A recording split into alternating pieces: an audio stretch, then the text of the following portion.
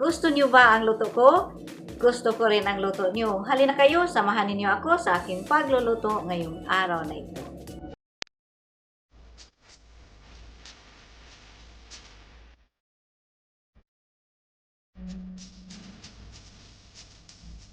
Hello mga palangga, kumusta na kayong lahat? Sana ang lahat ng tao sa buong mundo ay masaya at healthy.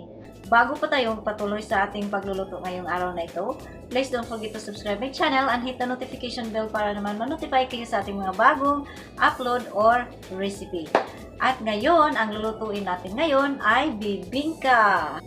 Magluluto tayo ng bibingka Pinoy favorites. Malayo tayo sa ating pamilya, malayo tayo sa atin, mamimiss natin ang mga pagkain sa atin sa Pilipinas.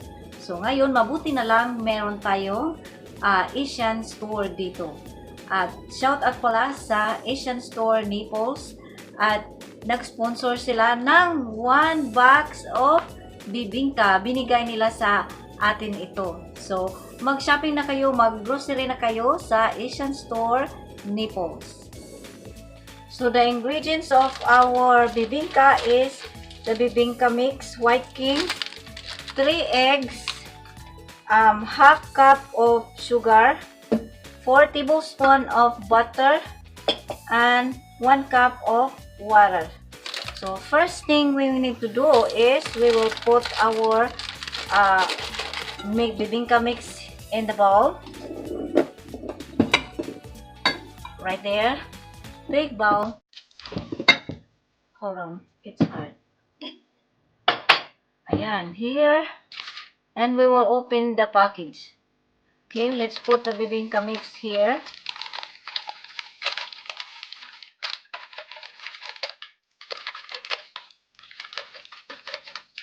Our sugar.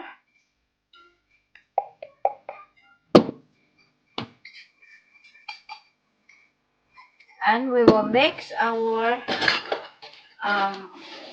bibingka mix with sugar. Next nating ilagay ay ang ating butter. Yan. Next nating ilagay ay ang ating tubig. Mix it well. Now it's time for us to beat our 3 eggs. 1, 2,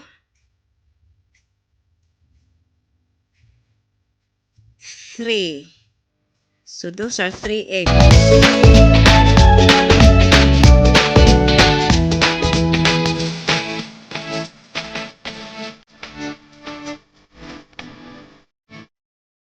Lagyan na ang ating itlog na binitin dito. At i-mix na rin natin siya dito. Lagyan na tayo ng mixture dito sa ating baking sheets. Okay.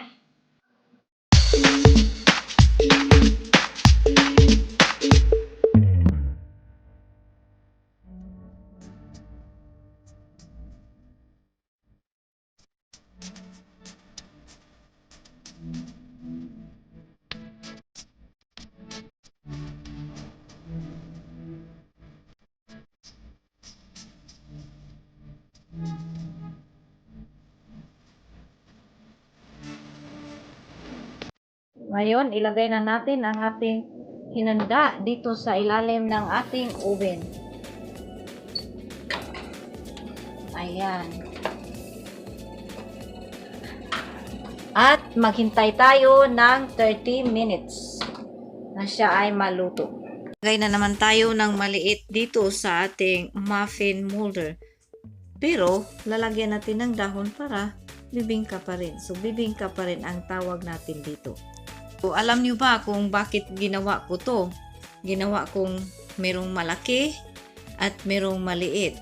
Para hindi natin mamimiss ang ating pagkain sa atin na merong malaking bibingka at meron ding maliit na bibingka.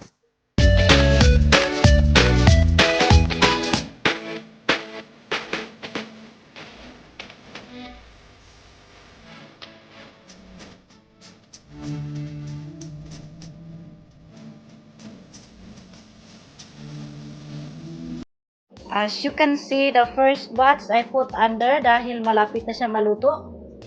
Ngayon, ilagay ko ang bago sa ibaba, sa taas. Ayan. Dahil matagal pa ito maluto. At ang isa dito, ayan. At takpan muna natin at i-check natin maya-maya. Let's check our bibingka. Mukhang naluto na dahil brown na siya.